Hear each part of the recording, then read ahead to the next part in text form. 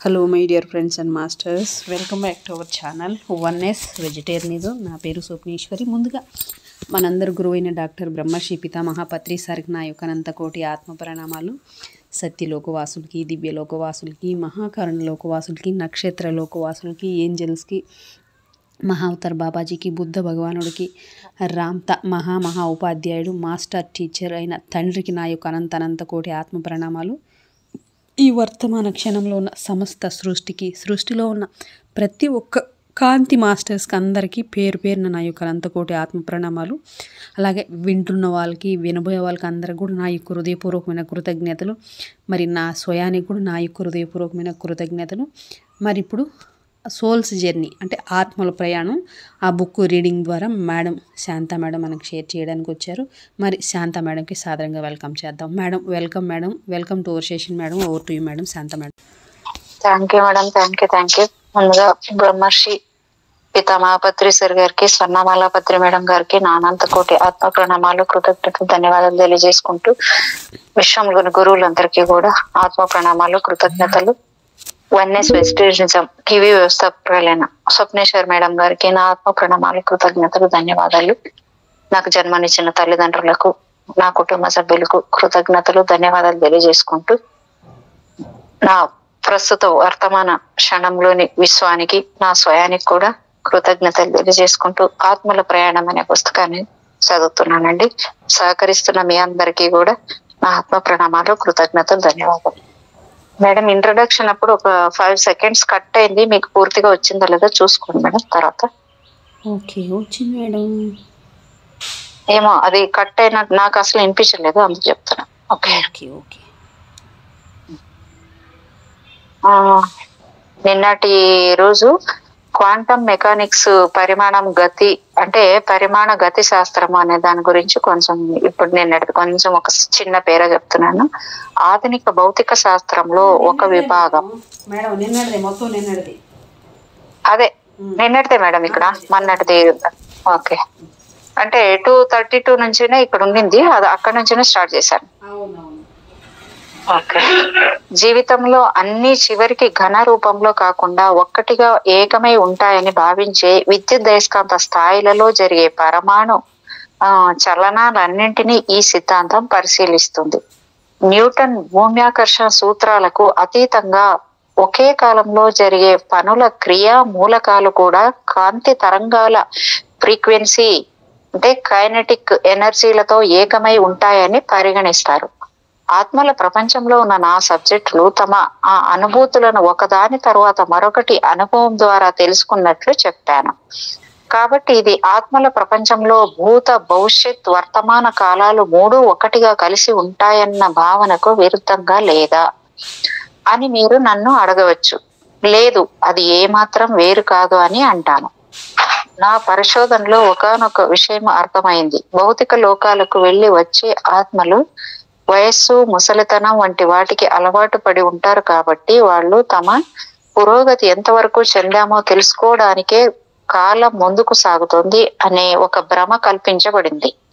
ఆ విధంగా భూత, భవిష్యత్, వర్తమానాలనేవి మూడు విడివిడిగా ఉండవని, అది కేవలం మార్పును మనం ఆ విధంగా వ్యక్తపరుస్తూ ఉంటాము అని క్వాంటం సిద్ధాంతం వేత్తలు కాలాన్ని గురించి చెప్పిన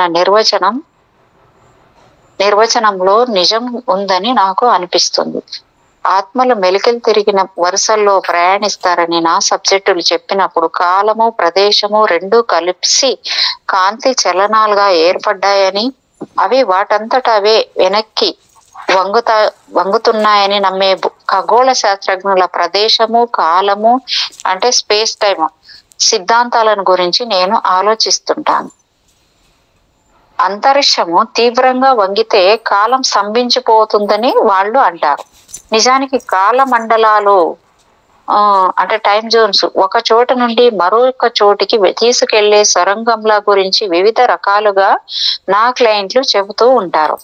అది విన్నప్పుడు భౌతిక అంతరిక్షము అంటే ఫిజికల్ స్పేస్ వెనక్కి వంగి మెలికలు తిరిగి విశాల అంతరిక్షంలో ప్రవేశ మార్గాలు అంటే కృష్ణ బిలాలు ఏర్పడతాయని, పొడవు, వెడల్పు, ఎత్తు వంటి కాలమాన ప్రమాణాలకు లోబడి ఉండే 3 డైమెన్షనల్ విశ్వం నుండి బయటపడడానికి అవి ఉపయోగపడతాయని చెప్పే ప్రస్తుత అంతరిక్ష సిద్ధాంతాలకు గల పోలికలను గురించి నేను ఆలోచిస్తూ ఉంటాను.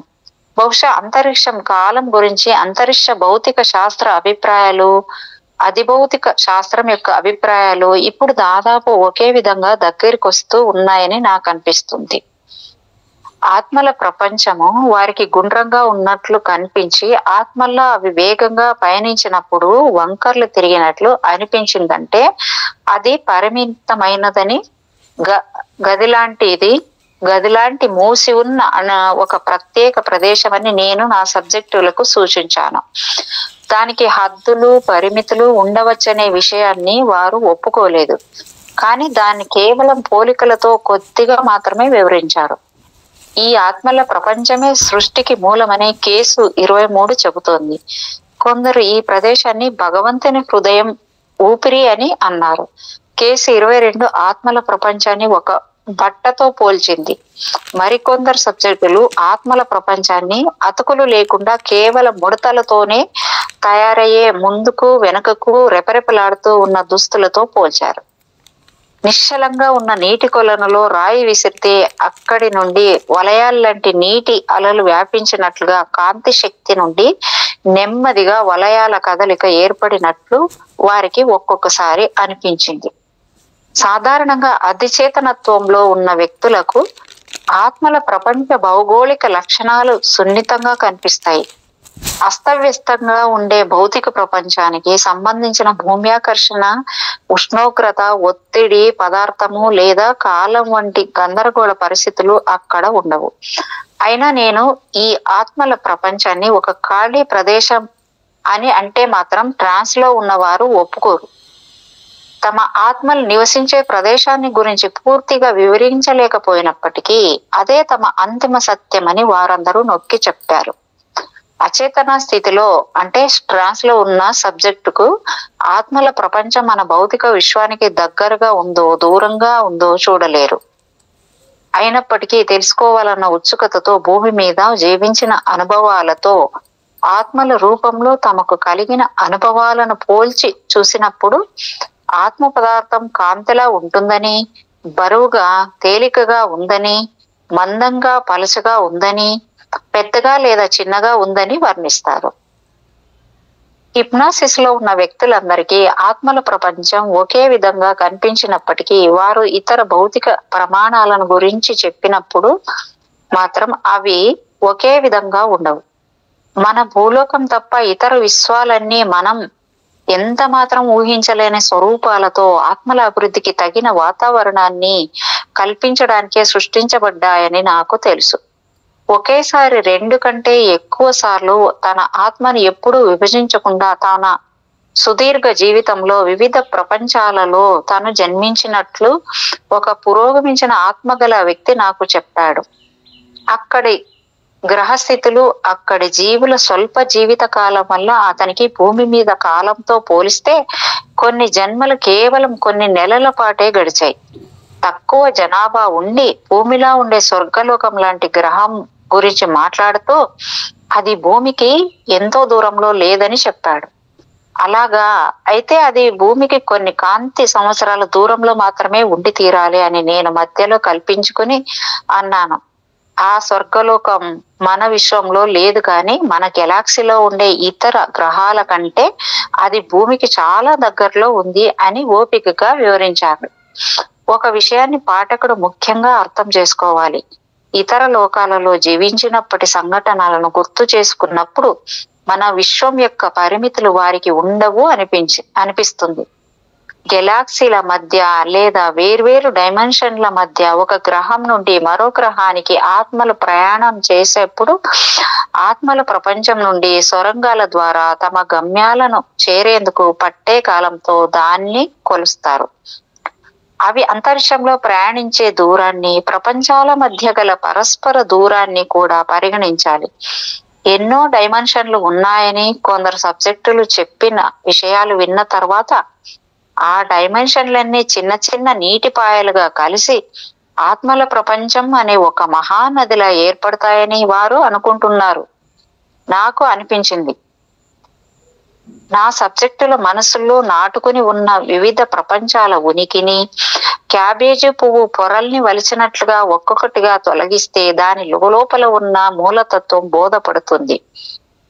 చాలా సేపటి నుండి థీసిస్ను ప్రశ్నిస్తూ ఉన్నాను. ఆమె అలసిపోయినట్లుగా నాకు కనిపించింది. ఇంతసేపు ఆధ్యాత్మిక విషయాలు గ్రహించగలిగే సామర్థ్యం చాలా తక్కువ మందికే ఉంటుంది. ఈ సమస్య సృష్టి ప్రారంభం ఎలా జరిగింది అనే విషయం గురించి కొన్ని ప్రశ్నలు అడిగి ఈ సెషన్ ముగించాలని అనుకున్నాను. డాక్టర్ గారు మళ్ళీ అడుగుతున్నారు. సృష్టి మూలం గురించి మరికొన్ని విషయాలు తెలుసుకొని ఈ సెషన్ ముగించాలనుకుంటున్నాను. చాలా కాలంగా నువ్వు ఆత్మ రూపంలో ఉన్నావు. ఇంతకు ముందు నువ్వు చెప్పిన సృష్టి ఏకత్వానికి నీకు ఎటువంటి సంబంధం ఉంది? సబ్జెక్ట్ చాలాసేపు ఆగి కదలికలను అనుభూతి చెందడం ద్వారా మొదట్లో మా ఆత్మశక్తి మూలం నుండి బయటకు వెళుతూ ఉండేది. ఆ తర్వాత మూలం వైపు లోనికి కదులుతూ ఉంది. ఆ మూలంతో సంయోగం చెంది లయం అవ్వడానికి అని చెప్పిందనమాట. డాక్టర్ గారు, నువ్వు చెప్పేది ఎలా ఉందంటే ఏదో ఒక జీవరాశి విస్తరిస్తూ కుచించుకుపోతున్నట్లు అనిపిస్తుంది. సబ్జెక్టు విస్ఫోటనం జరిగి విడుదలయ్యింది. ఆ తర్వాత వెనక్కి అవును మూలం తప్పిస్తూ కంపిస్తూ ఉంది. డాక్టర్ గారు, నువ్వు ఈ శక్తి మూల కేంద్రం వైపు ప్రయాణిస్తున్నావా? సబ్జెక్టు నిజంగా కేంద్రం అంటూ ఏదీ లేదు. ఇది మనమంతా స్పందిస్తూ ఉన్న ఒక హృదయంలో ఉన్నామా అన్నట్లుగా ఉంది. డాక్టర్ గారు, నీ ఆత్మజ్ఞానం అభివృద్ధి చెందే కొద్దీ నువ్వు ఎక్కడి నుండి అయితే వచ్చావో తిరిగి ఆ మూల స్థానానికి వెనక్కి వెళుతున్నట్లు నువ్వు చెప్పావు కదా. సబ్జెక్టు అవును, నేను మూలం నుండి వెలుపలకు నెట్టివేయబడినప్పుడు నేను ఒక బాల ఆత్మను. ఇప్పుడు నాలో పరిపక్వత పెరగడంతో మూలం నన్ను మళ్ళీ వెనక్కి తీసుకుంటోంది. డాక్టర్ గారు, వెనక్కి అంటే ఎక్కడికి వెళ్తున్నావు? ఆ సబ్జెక్టు మూలంలో మరింత లోపలికి. డాక్టర్ గారు, ఆత్మ చలనాన్ని సృష్టి పరిధిని వివరించడానికి ఈ శక్తి మూలాన్ని వివిధ రంగులను ఉపయోగించి వివరిస్తే బాగుంటుంది. సబ్జెక్టు నిష్ఠూర్చి కాంతి మండలాన్ని సృష్టించే విద్యుత్ విస్ఫోటనంలో ఆత్మలన్నీ ఒక భాగం. ఈ ప్రక్రియలో ఉత్పన్నమయ్యే గుండ్రని కాంతి వలయము ముదురు నేరేడు రంగు కాంతితో ప్రకాశిస్తూ అంచుల్లో తెల్లని మెరుపులు చిమ్ముతూ ఉంటుంది. ముదురు నేరేడు రంగు అంటే చాలా డార్క్ ఉంటది కదా మేడం అట్లంటూ? అవును మేడం. ఆ అంచుల్లో ఉండే ప్రకాశవంతమైన మెరుపు కాంతి వద్ద మన అవగాహన ప్రారంభమవుతుంది. మనం అభివృద్ధి చెందే కొద్దీ ఆ ముదురు రంగు కాంతి లోపలకు లాగివేయబడుతూ ఉంటాం. డాక్టర్ గారు, సృష్టికర్తను ఒక సాధారణ ముదురు రంగు కాంతిలా ఊహించుకోలేకపోతున్నాను. సబ్జెక్టు ఎందుకంటే దానిని మరింతగా వివరించడానికి నేను ఆ మూలానికి తగినంత దగ్గరగా లేను. ఆ ముదురు రంగు కాంతే స్వయంగా ఒక ముసుగు లాంటిది. దాని తర్వాత మనము ఎంతో వెచ్చదనాన్ని అంటే ప్రేమను అభివృద్ధి చెందుతాము. ఎల్లప్పుడూ జ్ఞాన సర్వస్వము మన కోసం మన చుట్టూ ప్రతి చోట వ్యాపించి ఉంటుంది. ఇప్పుడు నాకు ఇక్కడ డౌట్ ఏంటంటే మేడం, ఇప్పుడు దాని తర్వాత మనం ఎంతో వెచ్చదనాన్ని ప్రేమను అనుభూతి చెందుతాము అన్నప్పుడు ఎల్లప్పుడూ జ్ఞాన సర్వస్వము మన కోసం మన చుట్టూ ప్రతి చోట వ్యాపించి ఉందంటే ఇప్పుడు మనమా లేకపోతే ఆత్మలకా? ఆత్మలకు మేడం, సోల్స్. ఓకే, ఈ సోల్ ఆ సోల్ అని కాదు, సోల్ ప్రతి సోల్కి. సోల్ అన్నప్పుడు ప్రతి దానికి వర్తిస్తుంది. అట్లాగా. ఇక్కడ శరీరం వదిలిపోయిన చోట వీళ్ళు అనుభూతి చెందుతారా లేకపోతే ఇక్కడే మనము అంటే హాస్టల్ గా మనం వెళ్ళినప్పుడు అనుభూతి చెందుతామా? మనం ఇక్కడ మన భౌతిక శరీరం చెప్తుంది మేడం, మూలం గురించి చెప్తుంది కదా. అవును, మూలంకి అదే చెప్పేది. మనం అంతా ఎందుకు పాకులాడేదంటే నేను నా ఇంటికి వెళ్ళాలా, నా సొంత ఇంటికి వెళ్ళాలా, నా స్వస్థితికి వెళ్ళాలా, నా మూలానికి వెళ్ళాలి. ఒక్కొక్కరికి ఒక్కొక్క మూలం ఉంటుంది కదా, అర్థమైంది. ఇప్పుడు మనకి అట్లా ఒక్కొక్కరు ఒక్కొక్క దగ్గర పుట్టినా, ఒక్కొక్కరు ఒక్కొక్క దగ్గర జన్మ తీసుకుని ఒక్కొక్క ఊరు ఉంది, అట్లాగా ఉంటది కదా. అట్లా ఆత్మ మూలము. ఇంకా అంతకన్నా ఇంకా అయ్యారంటే ఆ మహామూల చైతన్యంలోకి వెళ్ళిపోతే ఇంకా మళ్ళీ అది వేరే కదా.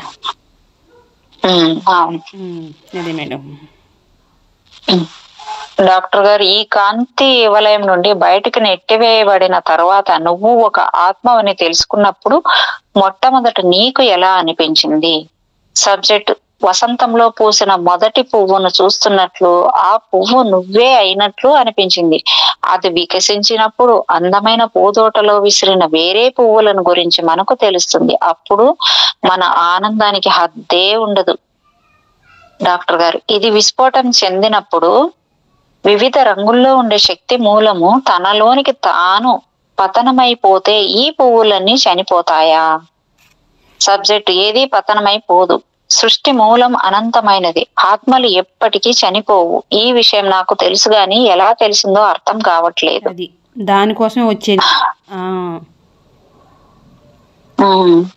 మనము అంటే ఆత్మలు ఏకమైనప్పుడు వృద్ధి చెందుతున్న మన జ్ఞానము సృష్టి మూలాన్ని మరింత శక్తివంతం చేస్తుంది. ఓహో, ఆ జ్ఞానం వల్ల మనం మూలాన్ని మరింత శక్తివంతం చేసుకొని ముందుకెళ్తాం అన్నమాట. ఓకే డాక్టర్ గారు, మూలం దీన్నంతా చేయడానికి అదేనా కారణం? సబ్జెక్ట్: అవును, మనమంతా పరిపూర్ణ దశకు చేరుకునే దానికి వీలుగా మనకు జన్మలను ప్రసాదిస్తుంది. డాక్టర్ గారు, మూలం తనకు తాను పరిపూర్ణమైనప్పుడు అంతకంటే తక్కువ దానిని సృష్టించాల్సిన అవసరం ఏముంది? సబ్జెక్టు: సృష్టికర్తకు దీన్నంతా సృష్టించడంలో సహాయపడడానికి ఆత్మ పరివర్తన ద్వారా ఈ విధంగా ఉన్నత స్థితులను సాధించడం ద్వారా జీవిత ఉన్నత స్థాయికి చేరుకుంటాము. డాక్టర్ గారు, పూర్ణము పరిపూర్ణము గొప్ప తక్కువ కాదు. అనుభవం, ప్రతి అనుభవం అనుభవం అనుభవం అనుభవం అనుభవం ఎక్స్పీరియన్స్. సృష్టికర్తకు కూడా మనం సహాయం చేయొచ్చు అంట మేడం.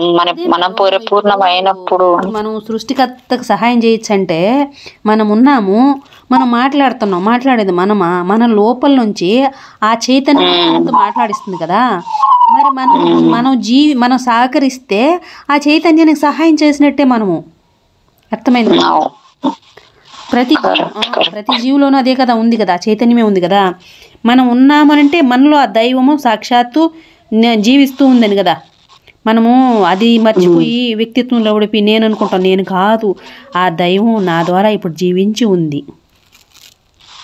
అవును, ఎప్పటికీ జీవించే ఉంటుంది కదా మేడం ఆత్మ అయితే. అవును, దానికి చావు అనేది లేదు, కాల్చలేదు, నానలేదు, ఎలాగ ఏ ఇంట్లోనూ దాన్ని ఇంకా అదే దానికి. కాకపోతే అనుభవాలు చాలా కావాలి. అదే చెప్తాను, చాలా మనకు ఈ దేహానికి కష్టం మేడం, ఆత్మకి ఇవన్నీ క్రేజీ కిక్కు, ఇంకా ఇంకా ఇంకా ఇంకా ఇంకా అని ఎలాంటి రకరకాల కిక్కులేదు అంటుంటాడు చూడండి, అదేదో పిక్చర్ లో రవితేజ. కిక్కు ఇంకా చిత్ర విచిత్రాన్ని అనిపిస్తుంటే ఆ కిక్కు, అది ఆ ఎక్స్పీరియన్స్ కావాలి సోల్కి, అంతేగాని ఈ నొప్పి ఇవన్నీ ఎవడికి కావాలి? నొప్పి అని పడేది శరీరం కదా, ఆత్మ ఎందుకు? అవును, అంటే మేడం ఇప్పుడు కిక్ కావాలనేది మనకి ఒక ప్రతి విషయాన్ని ఎన్నో సినిమాల ద్వారా ఎక్కడో చదివింటాము, కానీ దాన్ని గ్రహించిండము అనిపిస్తుంది నాకైతే. అదే అట్లా కాదు. ఇప్పుడు నొప్పి ఎట్లా నొప్పి కలుగుతుంది? సొంతంగా ఏదైనా ప్రాబ్లం అయితే కలుగుతుంది, లేదా ఎవరైనా కొడితే నొప్పి కలుగుతుంది, కాలిస్తే కలుగుతుంది. అంటే నొప్పి అంటే ఎన్ని రకాలు ఉంటుంది? నొప్పి అనేది ఎట్లుంటా తెలుసుకోవాలి, కానీ తెలుసుకోవాలి ఎట్లా? ఎన్ని రకాలుగా ఉంటుంది నొప్పి అనేది తెలుసుకోవాలి. పెయిన్, బాడీకి పెయిన్, అది సోల్కి ఏం పెయిన్? ఏమన్నా అంటే అబ్బా నా మనసు ఎంత బాధపడింది అంటాం కదా, చివుక్కుమనింది అంటాం కదా. ఏమంటే ఆ హట్ చేసేది కూడా జరగాలి అక్కడ, అదొక అనుభవం కావాలి. దానికి ఏమి లేవు మేడం, దానికి ఏం అంటను కూడా అంటావు, దానికి ఏమి ఉండదు. మనకే అన్నీ దానికి అవన్నీ కావాలని అవన్నీ తెచ్చుకునేది. ఇప్పుడు మనం ఉన్నాం, అబ్బబ్బా నా బతుకి ఊరికి రావద్దు, పగోడుకు కూడా రావద్దు, ఎందుకు ఈ బతుకి ఇంత దారుణమైన జీవితం, నాలాంటి జీవితం అనుకుంటాం. అలాంటి జీవితం దానికి ఎంతో ఆనందం, అంత అనుభవం తీసుకుంటుంది కదా. కాబట్టి దానికి అది ఎదుగుతూ ఉంటుంది, దానికి బాధ కాదు, దానికి ఎంతో హాయిగా ఉంటుంది అనమాట. అమ్మ నేను బాగా సాధిస్తున్నాను అనుకుంటుంది.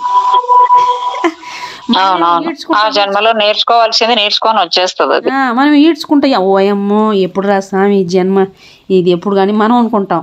దానికి ఆహా బాగుంది, ఇంకొంచెం అంటుంటుంది. కానీ ఇది దేహంలో తీసుకొని దాని విపరీతంగా బాధను అనుభవిస్తుంది ఈ దేహం మనసు. అదే అదే మనం అది అర్థమైంది అనుకో, ఓహో నీ కిక్ కావాలి, నాకు కూడా కిక్ కావాలనుకో, మనం ఎరుకులో ఉన్నాం అనుకో సరిపోతుంది, కిక్ లెక్క. అదే అదే అదే అంతే, దానికి ఇంకేమి తెలియదు మేడం. ఏ మంచి ఏ చెడు మనలాగా ఈ మనసు అనేది వర్ణిస్తాం, మంచి చెడు అది ఇదని.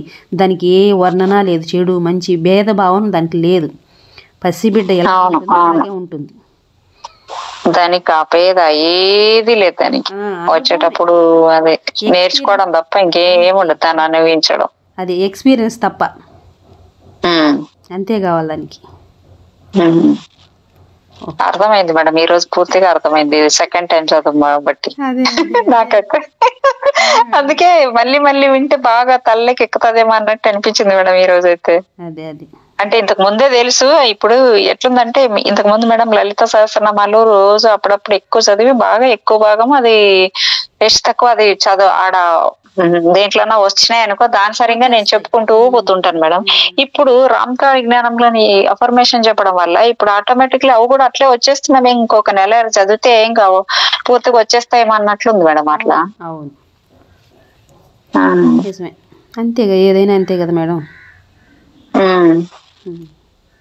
అది వంట పట్టించుకుంటే ఇంకా అంతకన్నా ఇంకేమి ఉండదు లైఫ్ లో అనిపిస్తుంది నాకైతే.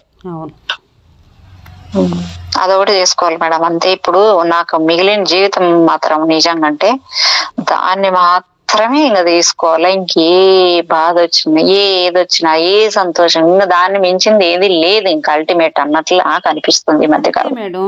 అంతే కదా మరి, అదే చెప్పింది ఇప్పుడు ఇందాక మనం ఇప్పుడు చెప్పుకున్నట్టు. ఇప్పుడు దాని కిక్కు దానికి కావాలి, నా కిక్కు కూడా ఇంకా సార్ నా కిక్కు కూడా నాకు కావాలనుకోవాలి, అంతే అంతే.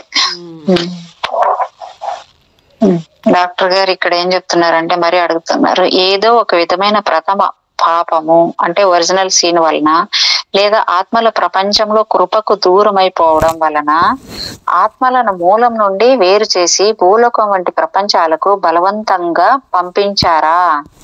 సబ్జెక్టు అవి అర్థం లేని మాటలు. ఈ విశాల ప్రపంచంలోనికి అందంగా సృష్టించబడి అభివృద్ధి చెందడానికి వచ్చాము అని చెప్తారు సబ్జెక్ట్. ఎవరు ఎక్కడ బలవంతంగా ఎవరు చేయరు కదా అక్కడ కూడా.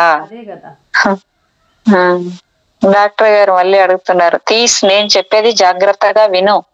మూలం తన దివ్య శక్తిలో కొంత భాగాన్ని వేరు చేసి దానిని తనకంటే తక్కువ మేధస్సుతో పుట్టించి దానిని అభివృద్ధి చేసి తద్వారా తన సామర్థ్యాన్ని పెంచుకోవలసిన అవసరం ఉంటే ఆ మూలమే పరిపూర్ణ స్థితిలో లేదని, దానిలో ఇంకా కొంత లోపం ఉందని అనిపించడం లేదా?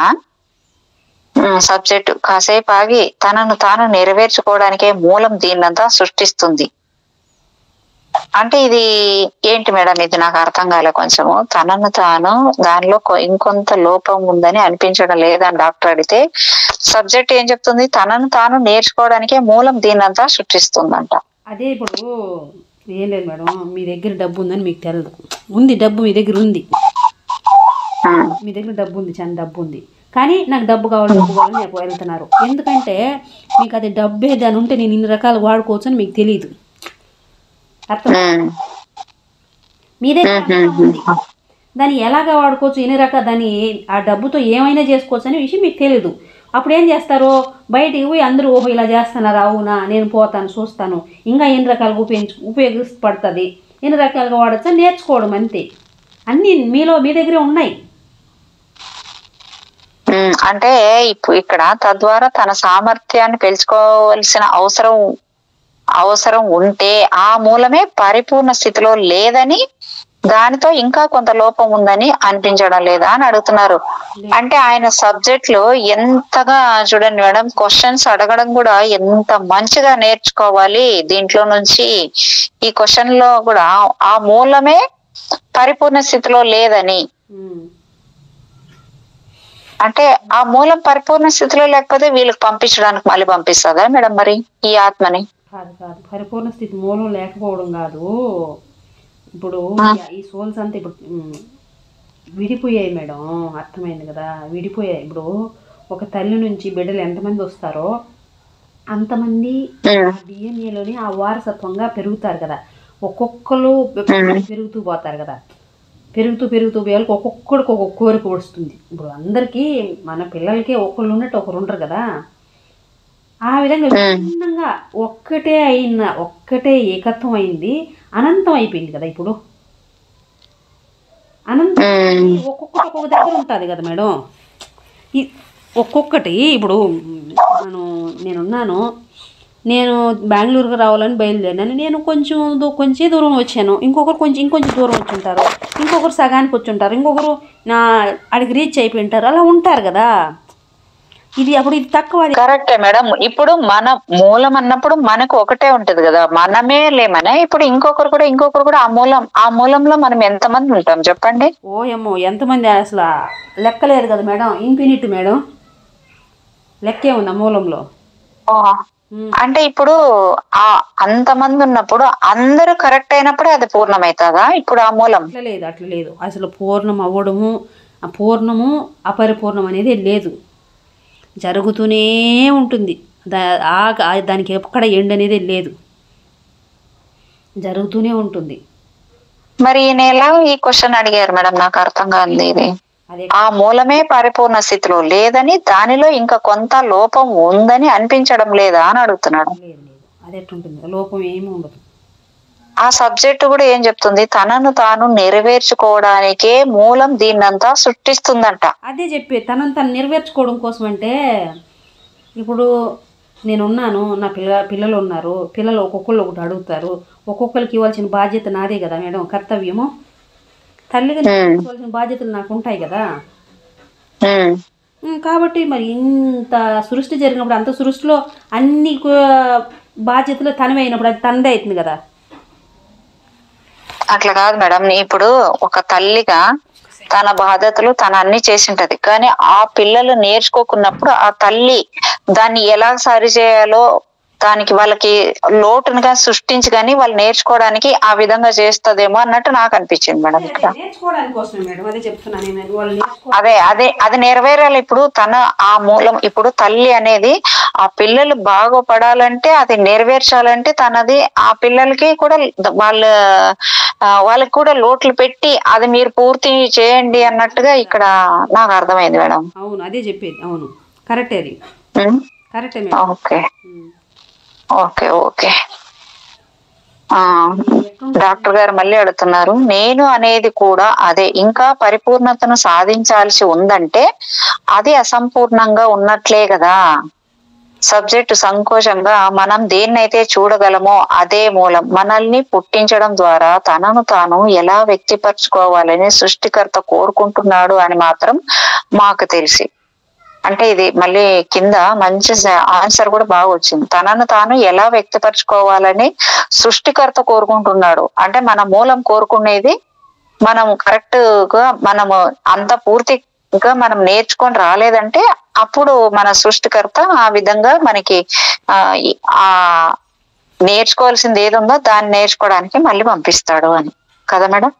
అవును మేడం. ఓకే, అర్థమైంది మేడం. ఇప్పుడు ఏం లేదు డాక్టర్ గారు, ఇప్పుడు నేర్చుకోవాలని ఇప్పుడు ఆ నుంచి వచ్చాము, ఏం నేర్చుకోవాలని ఇక్కడికి వచ్చాము, నేర్చుకోవాలని వచ్చి వెళ్ళిపోయాము అనుకో, మళ్ళీ తిరుక్కొని రావాలి. అంతే అంతే అంతే, కరెక్ట్. ఇంకేం లేదు అక్కడ. బాగా అర్థమైంది మేడం ఈ రోజు అయితే. డాక్టర్, మన ఆత్మల్లా ఉండడం వల్ల మూలం నిజంగా మరింత శక్తివంతం అవుతుంది అని నువ్వు అనుకుంటున్నావా? సబ్జెక్టు, సృష్టికర్త పరిపూర్ణ స్థితిని కొనసాగించడానికి, మరింత వృద్ధి చేయడానికి ఆ పరిపూర్ణతను మనతో పంచుకోవడం జరుగుతుంది. దాని ద్వారా మనం కూడా పరిపూర్ణతను సాధించవచ్చు. తనను తాను విస్తృత పరుచుకోవడానికే ఇదే సృష్టి మూలం చేసి అత్యంత గొప్ప ప్రక్రియ.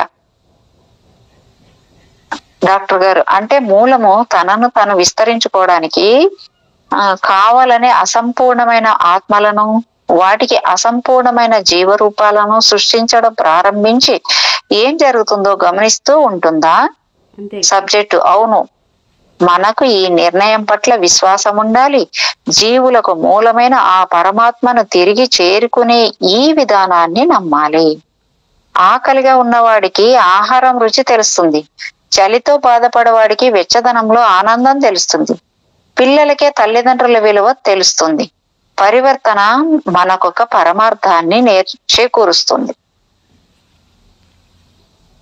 డాక్టర్ గారు, నువ్వు ఆత్మలకు తల్లిలా లేదా తండ్రిలా ఉండాలనుకుంటున్నావా? సబ్జెక్టు, మనల్ని సృష్టించుకునే ప్రక్రియలో పాల్గొనాలన్నది నా కల. డాక్టర్ గారు, మన ఆత్మల భౌతిక జీవితాన్ని అనుభవించకపోతే నువ్వు నాకు చెబుతున్న ఈ విషయాలు మనకి ఎప్పటికైనా తెలిసేవా? సబ్జెక్టు, అదేమిటో మనకు తెలుస్తాయి తప్ప వాటి గురించి మనకు తెలియదు. ఇది ఒకే మెట్టు గల పియానో మీద శాస్త్రమైన శ్రావ్యమైన సంగీతాన్ని వినిపించమని నీ ఆధ్యాత్మిక శక్తి నాడు అడగడం లాంటిది. డాక్టర్ గారు, మూల ఆత్మలను సృష్టించకపోతే తనను తాను వ్యక్తపరచుకోవడానికి అవకాశం లేక మహోన్నతమైన ఆ పరిపూర్ణ శక్తి అంతరించిపోతుందని నువ్వు అనుకుంటున్నావా? సబ్జెక్టు నిష్ఠూరుస్తూ, బహుశా దాని ముఖ్య లక్ష్యం అదేనేమో. డాక్టర్ గారు ఇక్కడ కొంచెం చెప్తున్నారు. భవిష్యత్తును సూచించే తీసి చెప్పిన ఈ చివరి మాటతో నేను సెషన్ ను ముగించాను. ఈ సబ్జెక్టును గాఢమైన ట్రాన్స్ నుండి వెనక్కి తీసుకొచ్చినప్పుడు ఆమె అంతరిక్షంలోకి వెళ్లి తిరిగి నా దగ్గరికి వచ్చినట్లయింది. ఆమె మౌనంగా కూర్చొని నా ఆఫీసును చుట్టూ పరికించి చూస్తూ ఉంది. అంతటి ఉన్నతమైన పురోగతి సాధించిన స్థితిలో ఉన్న ఆమెతో కలిసి పనిచేసే అవకాశం లభించినందుకు నేను కృతజ్ఞతలు చెప్పుకున్నాను. ఆమె చిరునవ్వుతో, ఈ పని ఇంత కఠినంగా ఉంటుందని ముందే తెలుసుంటే ఒప్పుకుని ఉండేదాన్ని కాదు అని అంది. ఆమె వెళ్లిపోయిన తర్వాత సృష్టి మూలాన్ని గురించి చెప్పిన చివరి మాటల్ని గురించి నేను ఆలోచించాను. ప్రాచీన పర్షియన్ సూఫీల సూక్తి ఒకటి ఉంది. సృష్టికర్త పరిపూర్ణమైన శ్రేష్టతకు, పరిపూర్ణమైన సౌందర్యానికి ప్రతిరూపం అయితే ఆ సౌందర్యాన్ని వ్యక్తపరచాలన్నదే దాని ఆకాంక్ష. 12వ చాప్టర్ ఇక్కడ జన్మల ఎంపిక అని. ఆత్మ మరోసారి భూలోకంలో జన్మించడానికి ప్రశాంతమైన ఆత్మల ప్రపంచాన్ని విడిచి వెళ్ళవలసిన సమయం వస్తుంది. అది నిర్ణయించుకోవడం అంత సులభం కాదు. పరిపూర్ణ జ్ఞానంతో నిండి ఉండే ఆత్మల ప్రపంచంలో ఆనందంగా స్వేచ్ఛగా ఉన్న స్థితి నుండి భౌతిక మానసిక ఇబ్బందులతో నిండి ఉండే మానవ శరీరంలోకి వెళ్ళడానికి ఆత్మలు సిద్ధపడాలి. ఆత్మల లోకంలోకి తిరిగి ప్రవేశిస్తున్నప్పుడు ఆత్మలు ఎంతగా అలసిపోయి ఉంటాయో మనం చూసాం. చాలా ఆత్మలు మరలా భూమి మీదకు తిరిగి రావడం గురించి ఆలోచించడానికి ఎంత మాత్రమూ ఇష్టపడవు. మానవ జన్మ ముగిసేసరికి మనం అనుకున్న లక్ష్యాలను దగ్గరగా రానప్పుడు ముఖ్యంగా ఇలాగే ఉంటుంది. ఒకసారి తిరిగి ఆత్మల ప్రపంచంలోకి తిరిగి వచ్చిన తర్వాత ఆత్మజ్ఞానము, స్నేహము, దయతో నిండిన ఆ లోకాన్ని తాత్కాలికంగా కూడా విడిచిపెట్టి పోవడానికి ఇష్టపడవు. మనిషికుండే దూకుడుతనము, పోటీతత్వం వల్ల ఏర్పడిన దుర్మార్గము, భయం నిండిన భూలోకపు వాతావరణంలోనికి ప్రవేశించడానికి ఆత్మలు భయపడుతూ ఉంటాయి. భూలోకంలో వారి కుటుంబ సభ్యులుగా, స్నేహితులుగా జన్మించిన ఆత్మల చుట్టూ ఎంతమంది ఉన్నా ఎక్కువ మంది పరిచయం లేని వారు ఉండడం వల్ల చాలా వరకు ఒంటరితనాన్ని అనుభవిస్తారు. ఆత్మల ప్రపంచంలో ఈ పరిస్థితికి పూర్తిగా భిన్నంగా ఆత్మలన్నీ శాశ్వతంగా అత్యంత సన్నిహితంగా కలిసిమెలిసి ఉంటాయని నా కేసులు చెప్పిన దాన్ని నేను నమ్ముతాను. అక్కడ ఉండే ఎన్నో స్నేహపూర్వకమైన ఆత్మలు ఇచ్చే సహాయ సహకారాల వల్ల మనము ఎప్పుడూ ఒంటరిగా ఉన్నట్లు అనిపించదు. మరలా శక్తిని పుంజుకోవడానికి, తన ఆత్మ ఎలాంటిదో స్వయంగా నిర్ధారించుకోవడానికి కొన్ని ఆత్మలకు మిగిలిన వాటికంటే ఎక్కువ సమయం పడుతుంది. కానీ చివరికి పునర్జన్మ ప్రక్రియను ప్రారంభించడానికి ఆత్మకు ప్రేరణ కలుగుతుంది. ఆత్మల ప్రపంచాన్ని విడిచి వెళ్ళడం కష్టమే అయినా మనకు భూమి మీద ఉండే భౌతిక సంతోషాలను ఆత్మలు గుర్తుంచుకుంటాయి. వాటిలో కొన్ని మనకు మధుర జ్ఞాపకాలు కూడా అయి ఉండవచ్చు. గడిచిపోయిన జన్మ వల్ల కలిగిన గాయాలు తగ్గి మనం మళ్ళీ మామూలుగా తయారైనప్పుడు మన ఉనికి శారీరకంగా వ్యక్తం చేసుకోవాలన్న తపన మనలో కలుగుతుంది. మన కౌన్సిలర్ల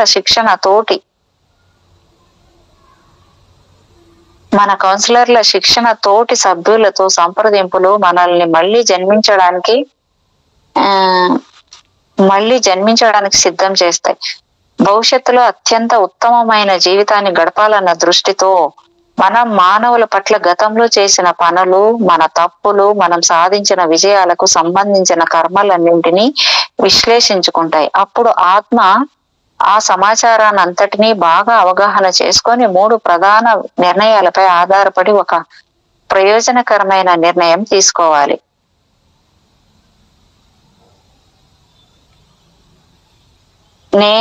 ఇక్కడ 3 పాయింట్లు ఇచ్చారు. ఇక్కడ నేను మరో అంటే ఒక ప్రయోజనకరమైన నిర్ణయం తీసుకోవాలి. అవి ఏంటంటే, నేను మరో కొత్త భౌతిక జన్మకు సిద్ధంగా ఉన్నానా అని. రెండవది, నేను వేగంగా పురోగతి సాధించడానికి ఏ పాటలు నేర్చుకోవాలనుకుంటున్నాను. మూడవది, వచ్చే జన్మలో నా లక్ష్యాలను సాధించాలంటే మంచి అవకాశం కోసం నేను ఎక్కడికి వెళ్ళాలి, ఎలా జన్మించాలి అని. అట్లే ఇప్పుడు ఇట్లా ఉన్నాము అంటే ఆ మాదిరిగా పైన ఎంచుకొని వచ్చాం ఇక్కడికి. అట్లా ఉంటే నా పురోగమనం కొంచెం నేను పాఠాలు నేర్చుకునేదాన్ని బాగుంటుంది. కొంచెం కఠినంగా మన భాషలో కష్టంగా బాగా అవి ఉంటే నాకు బాగుంటుంది. వాళ్ళ దగ్గర అయితే నాకు అవన్నీ దొరుకుతాయి అని చెప్పి ఎంచుకొని వచ్చాము. అంటే మళ్ళీ ఎక్కడ జన్మించాలి, ఎలా జన్మించాలి అనేది కూడా మనం ఎంచుకొని రావాలి అనమాట. ఎక్కడ జన్మించాలి, ఎలా జన్మించాలి, ఏ కులంలో జన్మించాలి, ఎలాంటి తల్లిదండ్రులు ఉండాలి, మళ్ళీ అదే కాదు చుట్టుపక్కల మన పక్కన బంధువులు కావచ్చు, ఫ్రెండ్స్ కావచ్చు, వాళ్ళు కూడా టీచర్స్ కూడా ప్రతి ఒక్కటి నేను అంత ఎంపిక ఉంటుంది పైన. అంత ఎంపికతోటి అన్నీ చూసుకొని వస్తామండి పైనుంచి. ఊరికే ఒక్క ఇక్కడికి రాగానే మర్చిపోకుండా ఉంటే ఎంత బాగుండేది కదా మేడం. తొందరగా నేర్చుకొని వెళ్ళిపోతుంది. అవుతుంది మేడం, ఇది గేమ్ కదా. ఒక గేమ్ అని చెప్పి ఆడమంటే ఆడతాం. అదే గేమ్ అని లేకుండా ఆడమంటే ఏం ఆడతాము చెప్పండి. చిన్న ఆడాము, ఇప్పుడు బొమ్మలు ఎత్తుకొని ఆడమంటే ఇంకేం పని నీ బొమ్మలు అంటాం. అవునా కదా? ఇది కూడా అంతే. మళ్ళీ అప్పుడు దీన్ని ఆడాల్సిన అవసరమే లేదు కదా ఈ ఆట. ఈ గమ్మత్తు, ఈ ఏమంటాం, ఈ పెయిన్, ఈ ఒక హ్యాపీనెస్, ఈ బాధ, వీటి కోసమే కదా వచ్చామా. అన్నీ తెలిసిపోతే దీనికే నేనని ఆహాహా నవ్వుతూ ఉంటాం కదా మనమా. అదే ఆ సంతోషంలో ఉంటే అసలు ఇటువైపు ఆ ప్రయత్నం కూడా చేయం కదా మనం. నేర్చుకునేది వచ్చినప్పుడే మనము దీనిలోకి ఎక్కువ భాగం వస్తాం అనమాట. ఇప్పుడు మన అంతెందుకు మేడం, ఈ స్పిరిచువాలిటీలోకి వచ్చామంటూ కూడా ఇంట్లో అన్ని మంచిగా ఉండి ఆనందంగా ఉంటే ఇదే ఏమో సామెత అంటారు, వంకలో పడిన పిల్లికి ఇదే వైకుంఠం అంట. అట్లా అదే వైకుంఠం పడి దొలుతుంటాం. నాకెందుకు కావాలి, నాకు దేవుడు వద్దు, దెయ్యం వద్దు, నాకు ఏ పూజ వద్దు, నాకు ఇంట్లో ఇవే బాగున్నాయి, నాకు ఇంట్లో భర్త అందరూ సుఖంగా ఉన్నారు, నాకెందుకు కావాలంటా. ఇప్పుడు అదే విధంగా ఎంత ఉన్నారు కదా అందరూ. ఇన్ని కోట్ల మంది ఉంటే ఇన్ని కోట్ల మంది జనాభాలో ఎంతమంది స్పిరిచువల్లో ఉన్నారు? ఎందుకంటే వాళ్ళకి ఇప్పుడు అర్థం లేదు, వాళ్ళకి అదే గమ్మత్తుగా ఉంది. మనకి ఎంత నొప్పి సేగ తగిలింది లేదు మేడం, మరి అట్లా లేదు మేడం. ఎంతమంది అసలు నాకు తెలిసిన వాళ్ళు, మా వాళ్ళందరూ ఎన్ని ఇబ్బందులు పడుతున్నా ఏం చేసినా దీనిలోకి రావడానికి ఇష్టపడటం లేదు మేడం. అదే వాళ్ళకి ఇంకా టైం పడుతుంది. అదే నాకెందుకో అనిపించింది అట్లా, మీకు ఇంకా టైం రాలేదేమో, ఇంకా ఎన్ని జన్మలు ఎత్తాలని ఇంకా చాలా ఉన్నాయేమో. ఇంత బాధపడుతున్నా ఎంత చెప్పినా కూడా ఒక్క ముక్క కూడా ఎక్కించుకోరు మేడం అసలు. ఇప్పుడు అంత దాకెందుకు మేడం, మనమే ఇప్పుడు మనం వచ్చినాము, వచ్చి ఎంత శ్రద్ధగా విని ఎంత నేర్చుకుని వస్తున్నాము. నిజమే, అది నాకే చెప్పండి మీరు. ఇప్పుడు మనం ఉన్నాం మేడం, రోజులు 24 గంటలు. ఇప్పుడు చెయ్యాలని లోపల ఉంది, కానీ చేష్టలకు వచ్చేళ్ళకి ఎంత చేస్తున్నాము, ఒక గంటనా లేదు. అవును మేడం, అవును అది నిజమే. కాబట్టి మనం ఇది ఇట్లా కరెక్ట్ రైట్ అనడానికి లేదు. వాళ్ళ జన్మ ప్రణాళిక వాళ్ళు ఇంకా చెప్తే తండ్రి ఏం చెప్తారంటే, ఆయన ఇంత టైం, ఈ సంవత్సరాలు గంటలు కాదు, ఒక్క నిమిషంలో కూడా ఎన్లేట్ అయిపోయి వెళ్ళిపోవచ్చు అంట. అది చెప్పలేము. అదే కదా, చెప్పలేము, ఏ నిమిషానైనా కావచ్చు అంట. ఇంత టైం పడుతుందని ఏమి లేదు, అయిపోతుందని కూడా ఏమి లేదు, ఎవరి చేతిలో లేదు అది. అదే ఈ క్షణము జరగవచ్చు, సంవత్సరాలు జరగవచ్చు, జన్మలు జరగవచ్చు. అదే ఓకే. ఎప్పటి నుండి జన్మిస్తున్న ఆత్మలు తమకు కేటాయించిన గ్రహాల్లో జనాభా ఎంత ఉండాలి అనే దానితో సంబంధం లేకుండా తక్కువ సార్లు జన్మిస్తాయి. ఒక ప్రపంచం అంతరించిపోయినప్పుడు పని పూర్తి కాని ఆత్మలు తమ పనిని కొనసాగించడానికి అనువైన జీవరాశులు ఉండే మరో లోకానికి వెళ్ళిపోతాయి. ఒక విశ్వంలో ఉన్న గ్రహాలలో వికాసం చెందుతూ ఉన్న జీవరాశులకు ఆత్మల అవసరం ఎంత ఎక్కువగా ఉంది అనే దానికంటే శాశ్వతమైన ఆత్మ యొక్క పునర్జన్మలు ఆ ఆత్మ యొక్క అంతర్గత కోరికలే ఎక్కువగా నియంత్రిస్తాయని అనిపిస్తుంది. ఏది ఏమైనప్పటికీ భూలోకానికి ఆత్మల అవసరం అంతకంతకు పెరుగుతూ ఉంది. ప్రస్తుతం మన జనాభా దాదాపు 5 బిలియన్లు ఉంది. భూమి మీద గత 2 లక్షల సంవత్సరాల్లో ఎంతమంది జీవించారో తెలిపే జనాభా లెక్కల వివరాల్లో చాలా తేడా కనిపిస్తోంది. సగటున 50 బిలియన్ల మంది జీవించి ఉంటారని అనుకోవచ్చు. ఈ సంఖ్య తక్కువగా ఉందని నేను అనుకుంటున్నాను. ఆత్మలు ఎన్నోసార్లు జన్మిస్తూ ఉంటాయి కదా, ఏ ఆత్మ ఎన్నిసార్లు జన్మించిందో ఈ లెక్కలను బట్టి చెప్పలేము. ఒక విషయాన్ని మనము దృష్టిలో ఉంచుకోవాలి. మేడం ఒకే ఆత్మ మేడం ఇక్కడ చెప్పలేం మేడం, ఇక్కడ మనం చెప్పడానికి లేదు. పైన అయితే వాళ్ళకి ఉంటది లెక్క, కానీ ఇక్కడ తెలియదు కదా ఎన్నిసార్లు జన్మించి. అదే ఇది ఎట్లా చెప్పగలుగుతాం మేడం దీన్ని లెక్కాచారాలు చెప్పలేము, అస్సలు చెప్పడానికి లేదు. పైన అయితే చెప్పొచ్చు కానీ ఏ ఆత్మ ఎన్నిసార్లు జన్మించిందో ఈ లెక్కలను బట్టి చెప్పలేము. ఒక విషయాన్ని మనం దృష్టిలో ఉంచుకోవాలి. ఒకే ఆత్మ పదే పదే జన్మిస్తూ ఉంటుంది. కొన్ని ఆత్మలు ఒకే సమయంలో 2 జీవరాశులలో శరీరాలలో జీవిస్తూ ఉంటుంది. కొందరు పునర్జన్మ విశ్లేషకులు ప్రస్తుతం భూమి మీద జీవిస్తున్న వారి సంఖ్య గతంలో ఇక్కడ జన్మించిన మొత్తం ఆత్మల సంఖ్యకు దగ్గరగా ఉందని నమ్ముతున్నారు. భూలోకంలో ఏ ఆత్మ ఎన్నిసార్లు పునర్జన్మ తీసుకుంది అనేది ఒకే విధంగా ఉండదు. కొన్ని ఆత్మలు ఎక్కువ సార్లు జన్మిస్తే మరికొన్ని తక్కువ సార్లు జన్మిస్తాయి. గతంలో కంటే ఇప్పుడే భూలోకానికి ఆత్మల ఆవశ్యకత చాలా ఎక్కువగా ఉంది. క్రీస్తు శకం 1000లో జనాభా దాదాపు 200 మిలియన్లు ఉన్నట్లుగా అంచనా. అదే క్రీస్తు శకము తండ్రి చెప్పేది బిలియన్ మంది ఉన్నారంట అప్పుడు. ఆయన ఉన్నప్పుడు 2 బిలియన్ మెంబర్స్ ఉన్నారంట. ఓహో, అంటే ఈయన క్రీస్తు శకం కన్నా ముందున్నాడు మేడం. మరి ఈయన ప్రకారం క్రీస్తు శకం ఎప్పుడు 1000లో జనాభా ఇట్లుంది. క్రీస్తు శకం ఎప్పుడు జరిగింది చెప్పండి. 1000 కాదు మేడం, ఆయన 35,000 సంవత్సరాలకు ముందు. మరి ఈయన 1000లో ఈ జనాభా ఇట్లుందంట. క్రీస్తు శకంలో 1000 సంవత్సరం అట్లా ఉన్నప్పుడు వాళ్ళు జనాభా అంటే ఫస్ట్ సృష్టి ఆరంభం, తొలి మానవ జన్మలు తీసుకుని తొలి ఆరంభం కథలో అవి. ఇప్పుడు కాదు, 30,000 సంవత్సరాల క్రితం. అప్పుడు మనుషులు కూడా ఇట్లా ఉండే, ఈ పరిస్థితులు మనుషులు కూడా ఇలా ఉండేవాళ్ళు. అవును, అదంతా ఇచ్చాడు మేడం. దీంట్లో కూడా వాళ్ళు ఎలాగున్నారు ఇవన్నీ కూడా ఉంది. ఇంకా ముందు కొంచెం చదివితే, మీరు నిన్న చెప్తున్నాను, మీరు ఎక్కడో కొంచెం ఏదైనా పనిలో ఉన్నారేమో, వినలేదేమో. నేను ఈ రోజు అడుగుతున్నాను. దీనికి ముందు వస్తుంది, దీనికి ఇంకా నెక్స్ట్ పేరు అనేది ఉంది, చెప్తాను. క్రీస్తు శకము 1800 నాటికి మానవుల సంఖ్య 4 రెట్లు అయిందంట. ఆ తర్వాత 170 సంవత్సరాలు గడిచేసరికి ఆ జనాభా మళ్ళీ 4 1970కి 210కి మధ్య కాలంలో ప్రపంచ జనాభా మరోసారి రెట్టింపు అవుతుందని అంచనా. అంటే అనువాదకుని సూచన. ఈ పుస్తకం మొదట ప్రచురించిన సంవత్సరము 1994 నాటికి ప్రపంచ జనాభా ఇప్పటి జనాభాలతో పోలిస్తే పైన చెప్పిన అంచనా సరిగ్గా సరిపోతుందంట. 1994లో అంట మేడం ఈ బుక్ ప్రింట్ చేశారు.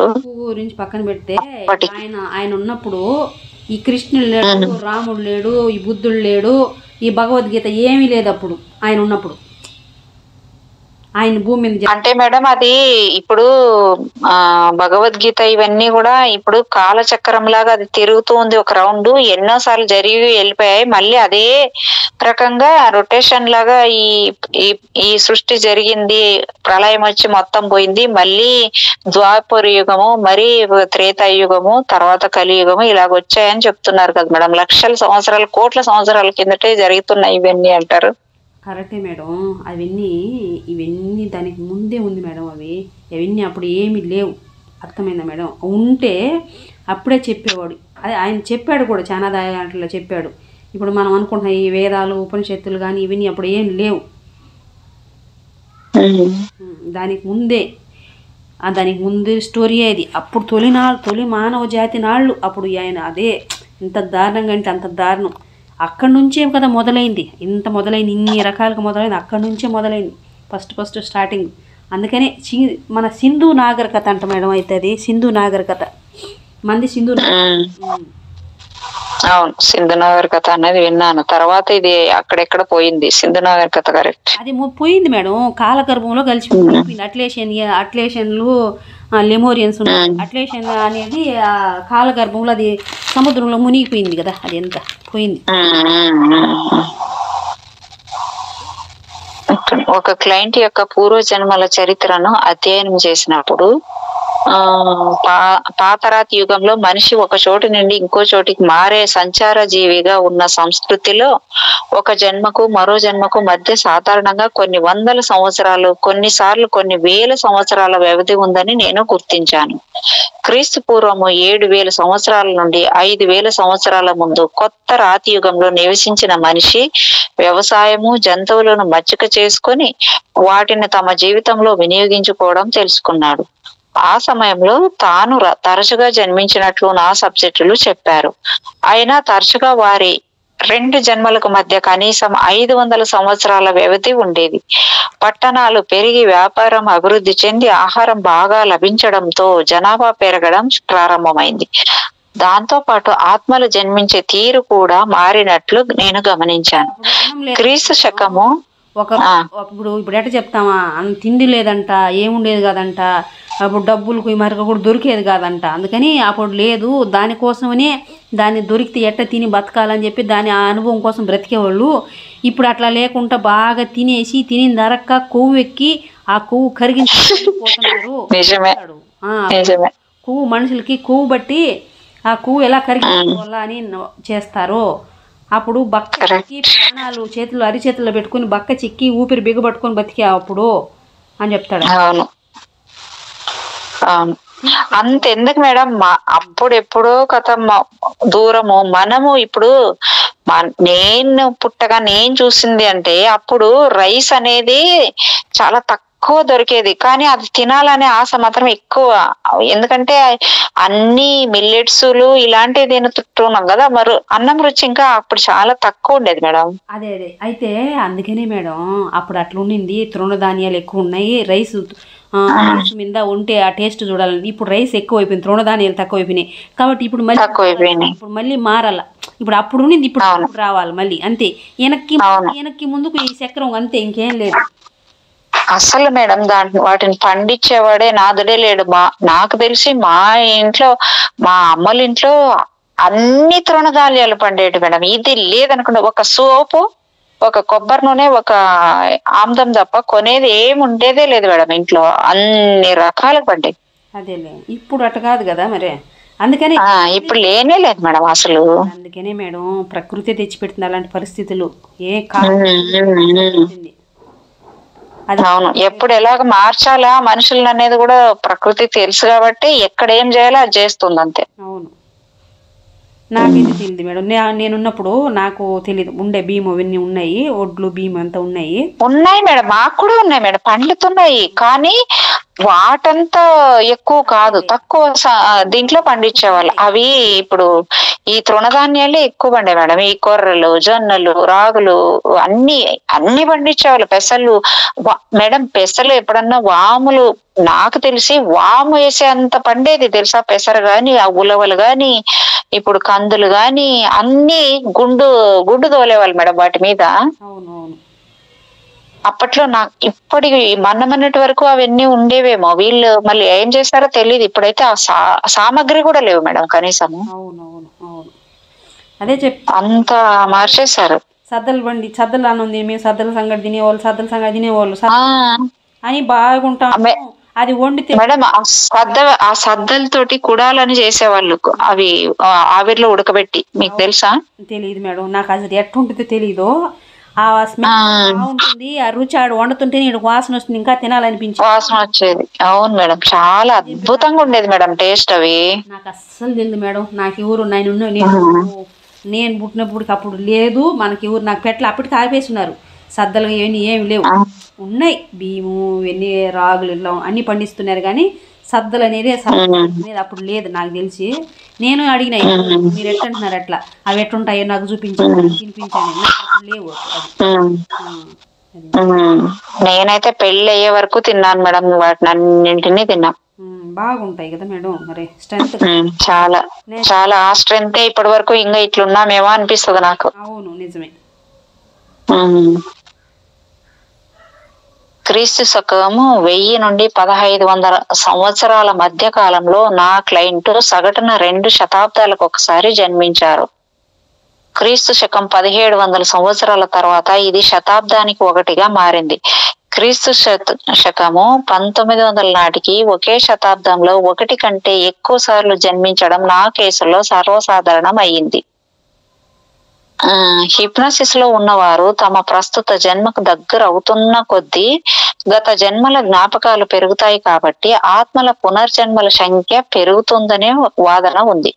ఇది కొంతవరకు నిజమే కావచ్చు, కానీ ఒక జన్మ ముఖ్యమైనది, ఆవశ్యకమైనది అయినప్పుడు అది ఏకకాలంలోనైనా ఏ యుగంలోనైనా స్పష్టంగా జ్ఞాపకం చేయబడుతుంది.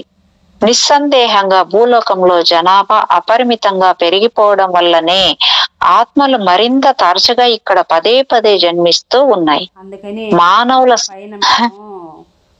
పైలోకాలలో వైట్ హుడ్ బ్రదర్స్ అని మన శంబాల మాస్టర్స్ వీళ్ళందరూ చెప్పారు.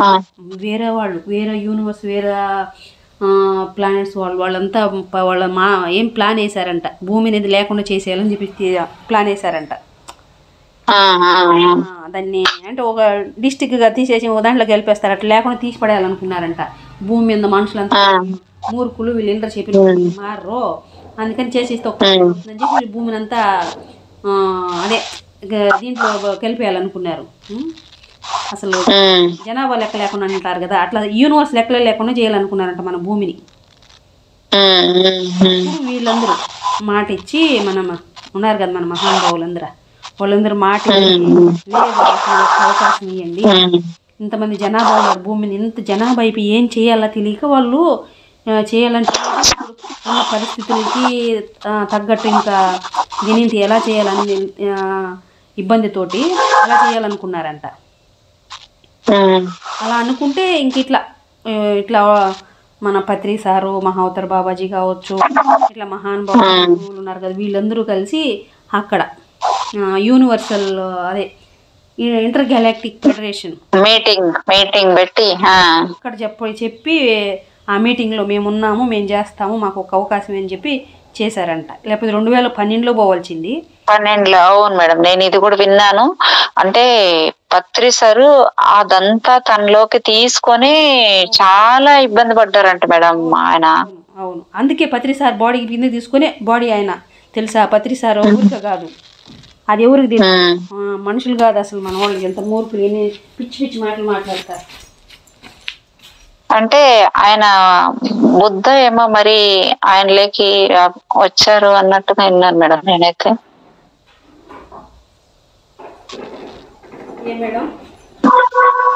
బుద్ధ వాకిన్ అయ్యారు ఆయన వెళ్ళి అన్నట్టు నాకు చెప్పింది విన్నాను నేనైతే. అవును మేడం. అందుకే ఆయన ఏమంటారు, ఏం బుద్ధ అంటారు ఆయన, సరే గుర్తులేదు, అది వచ్చినాడు చెప్తాను లేదు మేడం. అట్లా చేసి ఇలా తయారైంది అసలు. అదే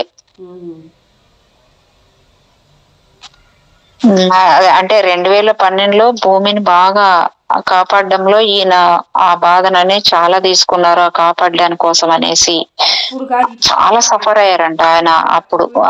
అంటే ఈ చనిపోయే ముందుగా అదంతా కూడా అది ఆయన బాడీ వెకేట్ చేసేటప్పుడు మేడం చాలా ఇబ్బంది అయింది దాని వల్ల అన్నట్టు అవును. విన్నాను మేడం నేను. కోవిడ్ అప్పుడు కూడా ఆ సిచ్యువేషన్ లో ఎన్నో భూమాత కొన్ని నిర్ణయాలు తీసుకుంటూ భూమాతకు మాట ఇచ్చాడు పత్రి సార్.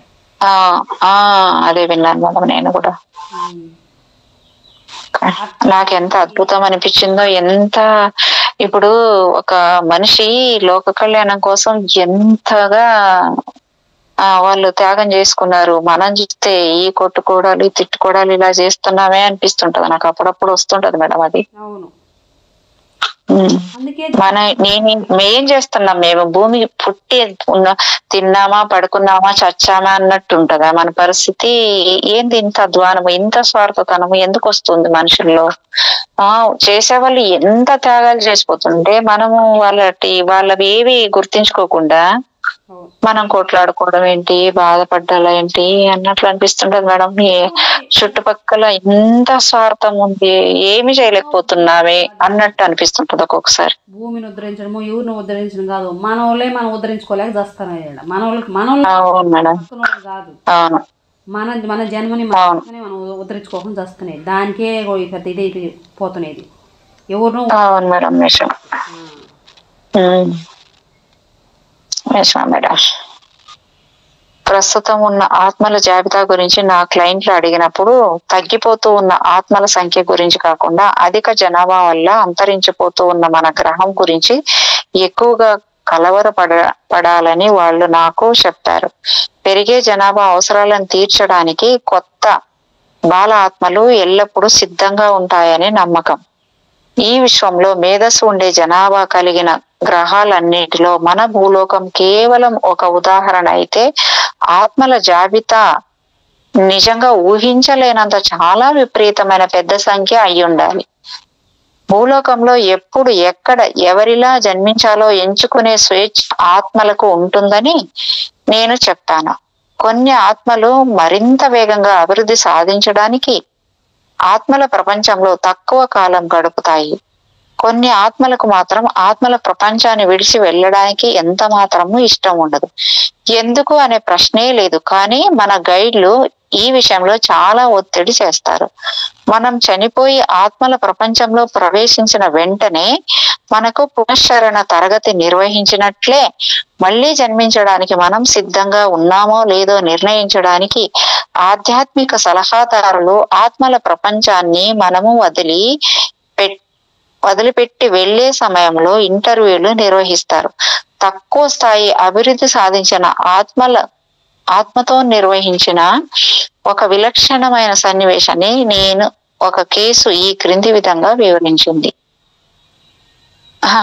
అంటే మేడం, ఇప్పుడు కొన్నిసార్లు ఈ భూమి మీద నేర్చుకోవడానికి ఇంత ఉన్నా కూడా మరి వేరే వేరే చోటికి పోయి వీళ్ళు ఆత్మలు అంటే నేర్చుకునేది ఇక్కడే ఎక్కువ అన్నప్పుడు ఆ ఆత్మలన్నీ వేరే వేరే చోట్లకి ఎలా పోతాయి మేడం? వాళ్ళు నేర్చుకోవడానికి భూమి మీదకే రావాలని ఉంటది కదా మేడం? మరి లేదు మేడం, వాళ్ళ ఇష్టం, స్వేచ్ఛ ఉంది మేడం. బద్ధకం అదే చెప్తారు కదా, ఒక అమ్మ ఉంటుంది కొంచెం మంచిగా బాగా అన్ని ఇంట్లో పని అంతా చేయాలి, నేను రెడీ అవ్వాలి, ఇంట్లో బిడ్డలు కూడా రెడీ చేయాలనుకుంటుంది. ఇంకొక అమ్మ ఉంటుంది, అబ్బాయి ఇంట్లో పని ఎప్పుడు చేసేదిరా నాయన, ఇది చేసేదానికే దిక్కిలంగా మళ్ళీ నేను రెడీ అవ్వాలి, ఆ బిడ్డలు కూడా రెడీ చేయాలని బద్ధకంగా ఉంటుంది. అవునా? తనకు తానే అట్లాగా ఆత్మలు కూడా ఇక్కడికే రావాలంటే ఇక్కడికి రావాలనేది మా ఆత్మల ఛాయిసే, వద్దనేది కూడా ఆ సోల్ ఛాయిసే. ఇప్పుడు వద్దు భూమి అంటే బోర్ కొట్టేసింది, వద్దు నేను అడిగి పోను, ఇంకా వేరే ఉంటాయి ఎక్కడికి వెళ్తాయి, ఇక్కడికే రావాలని ఏం లేదు కదా. కరెక్టే మేడం, కానీ వాళ్ళ గైడ్స్ తెలియచెప్తారు కదా, ట్రైనింగ్ కూడా ఇస్తారు కదా. ట్రైనింగ్ ఇస్తారు, చెప్తారు. ఈసారి నేను వద్దు, నేను పోను, నేను ఏరే దగ్గరికి పోతా, మలగాలను చూద్దాం అంటాయి, అంతే తప్ప ఏం ఫోర్స్ ఏమి లేదు. ఎన్ని జన్మలు ఎత్తినా మళ్ళీ అక్కడ పోయినా కూడా అక్కడ చావులు సంభవించి మళ్ళీ ఇక్కడికి వస్తారా నేర్చుకోవడానికి? అట్లంటే అవును, ఇక్కడ కాదంటే ఎక్కడికైనా వెళ్ళొచ్చు, ఇక్కడే రావాలని ఏం లేదు. అందుకే చెప్పేది, మనం కొన్ని విషయాలు అట్లాగా అయిపోయి ఈ భూమికి కాబట్టి తిరిగి భూమి మీదకి వస్తుంటే ఎన్నో ఉన్నాయండి, అక్కడ కూడా పుట్టచ్చు, జన్మలు తీసుకోవచ్చు అంట. అదే ఆయన చెప్తాడు తండ్రి, వీడికే రావాల్సిన అవసరం ఇంకా ఎన్నో ఉన్నాయంట. కానీ తిరిగి ఈ భూమి మీదకే పుట్టి మళ్ళీ ఇప్పుడు మీరు ఉన్నారు పోయారు, మళ్ళీ ఏంటి మనవడు గాను మనవరాలు గాను వస్తారంట. అర్థమవుతుందా? అదే చాలా మంది అట్లే అయ్యో రావాలని వీళ్ళు కోరుకోవడము, వాళ్ళు రావడము, ఇద్దరికి అంటే తిరిగి వస్తానే ఉంటారంట. ఆహా. ఏ జన్మలు తీసుకుని ఇదే శాశ్వతం అయిపోయిందంట. ఇంక వేరేది ఉందని కూడా తెలియనంతగా అయిపోయినారంట సోల్స్. అంటే ఆత్మలోకంలోకి పోయినాక తెలుస్తుంది కదా మేడం వాళ్ళకి. తెలుస్తారు. భూమి మీద ఎక్కువ బాధలు భయాలు అన్ని ఉంటాయి. అక్కడ ఇంకా వేరే లోకంలో కూడా బాగుంటదని తెలుసుకున్న తర్వాత కూడా మనం అంటే అక్కడ పోయినా కూడా అక్కడ నేర్చుకోవడానికి లేనప్పుడు మళ్ళీ ఆ జన్మ ముగించి మళ్ళీ ఇక్కడికి రావాల్సి వస్తుంది. అవునా? లేకుండా ఉంటుంది ఎంతో కొంత, ఇంత ఎక్కువ కాకపోవచ్చు, ఇంత ఎక్కువ కాకపోవచ్చు, ఉంటుంది, లేకుండా ఏం కాదు. ఎక్కడ ఏదో ఉంటుంది. కానీ ఇప్పుడు స్కూల్కి వెళ్ళిన ప్రతి స్టూడెంట్ ఫస్ట్ ర్యాంక్ తెచ్చుకునేది కదా. ఒకరు మార్కులు తెచ్చుకోకపోతే ఒకరు ఒక మార్క్ తెచ్చుకుంటే, ఒక మాదిరి యావరేజ్కి చదివితే ఒకరు టాప్ అని, ఒకరు డిస్టిక్, ఒకరు స్టేట్ అని ఉంటారు కదా. అట్లా కరెక్ట్. అంతా అంటే ఏ లోకాలకైనా వెళ్ళొచ్చు అనేది అర్థమైంది. Okay okay. ఇక్కడికే కదా, ఎక్కడికైనా రావచ్చు, వెళ్ళచ్చు. అంటే మనం ఇప్పుడు అమరత్వం సాధించుకుంటే మనం ఇంకా ఏ లోకమైనా సంచరించవచ్చు, అంతే కదా మేడం? నేను చెప్పేది అందుకే మేడం, ఆ అమరత్వాన్ని సాధించుకుని శరీరంతో వెళ్ళిపోతే నువ్వు ఇక్కడే ఈ భూమి మీదే కాదు, నువ్వు ఏ లోకానికైనా వెళ్ళొచ్చంట. ఇంటర్నేషనల్ ఫ్లైట్ ఎక్కింది ఇప్పుడు, ఇంటర్నేషనల్ ఫ్లైట్ ఎక్కితే ఏ దేశం అయినా ఎట దిగుతాం మనమా? అట్లా ఇదే బాడీతో ఈ బాడీకి ఎక్కడికి వెళ్ళే శక్తి అయినా ఉంటుందంట. ఇప్పుడు వేరే యూనివర్స్, వేరే సృష్టి ఉంటే కూడా అక్కడ తగ్గట్టు ఈ బాడీ మారుతుందంట, మారుతుంది, మళ్ళీ అలా వెళ్ళొచ్చంట. Okay okay okay. ఈరోజు సబ్జెక్ట్ లో 1 hour అయిపోయింది మేడం, కానీ 10 పేజీలు వెనక్కున్నాం. నిన్న 251 వరకు అయింది, ఈ రోజు 242 పేజీలు అయినాయి. అంత అయిపోయింది టైం, అసలు అయినట్టే తెలియట్లేదు. ఎందుకంటే మనకు బాగా మాట్లాడినాం కదా ఎక్కువ. అవును, కాన్వర్జేషన్ జరిగింది కదా. నిజమే, నాకు కూడా అన్నట్టే అనిపించట్లేదు మేడం అసలు. Okay madam, thank you madam, thank you so much madam. మీకు నా యొక్క హృదయపూర్వకమైన కృతజ్ఞతలు. Thank you master. సేవలందరికీ కూడా థ్యాంక్ యూ.